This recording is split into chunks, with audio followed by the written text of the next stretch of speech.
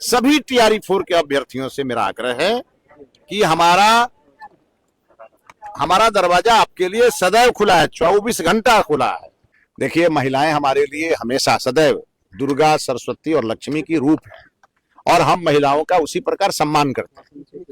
कानून का बैरियर होता है, आपको भी मालूम है, और कानून कई बार मजबूरी में अपने लोगों पर ही कभी कभी लाठीचार्ज करता है। तेजस्वी यादव जी की समस्या है कि वो कुर्सी से काफी दूर चले गए, तो जो अच्छा काम होगा उनको बुरा लगेगा।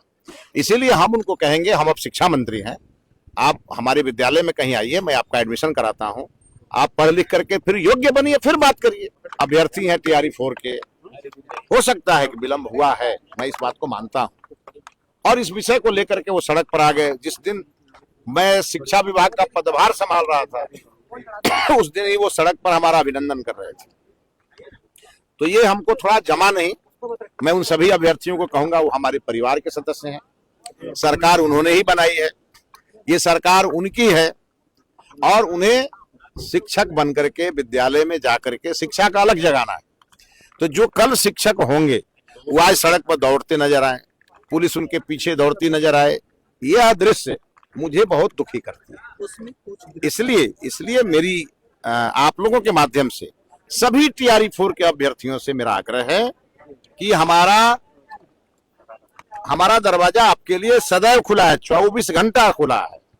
आप में से अपना बात कहना चाहते हैं, सरकार तक पहुंचाना चाहते हैं, हम सुनने के लिए तैयार हैं। छात्रों का कहना है कि सरकार उनको अपराधी के जैसे ट्रीट कर रही है।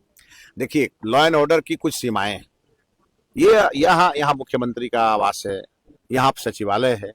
अब पटना में जो नियम पहले से बना है, उसमें जब कोई भी व्यक्ति आ रहा है तो उसको प्रशासन एक सीमा तक रोकती है, और जब वह विषय बिगड़ जाता है तो प्रशासन कई बार लाचार हो जाती है और ये घटनाएं हो जाती है। ये हमको दुखी करने वाली घटनाएं।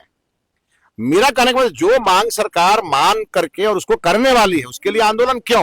लेकिन छात्र सर कह रहे हैं कि बार बार आश्वासन दिया जाता है लेकिन विज्ञापन जारी नहीं होता है। अरे भाई, मैं आपको कह रहा हूं ना कि विज्ञापन जारी होगा, जल्दी होगा, शेड्यूल जारी करेंगे। 4 छात्रों को जेल भेजा गया, उनपे भी कुछ।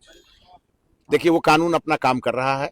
माननीय मुख्यमंत्री जी को मैंने कहा है कि हमारे छात्र हैं और हमारे छात्र अपनी मांगों को लेके आए थे, कुछ घटनाएं हुई हैं, छात्रों को छात्र के नजरिए से ही देखना है। अभी ने बोला था सर कि 2 से 3 दिन में नोटिफिकेशन आ जाएगा, लेकिन अभी तक नहीं। मैंने तो ऐसा नहीं कहा, आपने कहाँ सुन लिया? पॉडकास्ट में सर जारी किया गया है। मैंने कहा उसका हल निकालेंगे। मैं उसको, अच्छा आप बताए, कल मैं पदभार लिया और आज छुट्टी, कल छुट्टी, अब मंडे को उस पूरी टीम के साथ हम बैठने वाले हैं। कितने दिन और पेशेंस रखना चाहेंगे स्टूडेंट सर? थोड़ा दिन आप पेशेंस रखिए ना, आप लोग थोड़ा दिन पेशेंस रखिए, अच्छे परिणाम आने वाले हैं। क्या सीएम से सर की पहले शिक्षा मंत्री और अभ्यर्थियों में क्या वो अब कम देखने को मिलेगी? दूरी रहेगी ही नहीं, दूरी कम और बेसी नहीं होता है, दूरी रहेगी ही नहीं। कल सर आपने सम्राट चौधरी से मिलने गए थे, क्या बात है? महिलाओं पे जो लाठीचार्ज होता है वो कहाँ तक सही है? देखिए, महिलाएं हमारे लिए हमेशा सदैव दुर्गा, सरस्वती और लक्ष्मी की रूप है और हम महिलाओं का उसी प्रकार सम्मान करते हैं। कानून का बैरियर होता है, आपको भी मालूम है, और कानून कई बार मजबूरी में अपने लोगों पर ही कभी कभी लाठीचार्ज करता है।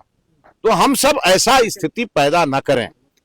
देखिए, मुख्यमंत्री जी का दरवाजा खुला हुआ है, सभी मंत्रियों का दरवाजा खुला है। माननीय मुख्यमंत्री जी ने कल सभी को कहा, आप अपने अपने मंत्रालय के सारे इशू को देखिए, सॉल्व करिए, सरकार हर चीज के लिए तैयार है, तो फिर आंदोलन क्यों? तेजस्वी यादव कह रहे हैं कि देखिए तेजस्वी यादव के बात का जवाब देने के लिए हम नहीं है बैठे हुए, हम बिहार की जनता के बात का, उनके समस्या का समाधान करने के लिए। तेजस्वी यादव की समस्या कभी खत्म होने वाली है ही नहीं। तेजस्वी यादव जी की समस्या है कि वो कुर्सी से काफी दूर चले गए, तो जो अच्छा काम होगा उनको बुरा लगेगा। इसीलिए हम उनको कहेंगे, हम अब शिक्षा मंत्री हैं, आप हमारे विद्यालय में कहीं आइए, मैं आपका एडमिशन कराता हूं, आप पढ़ लिख करके फिर योग्य बनिए, फिर बात करिए।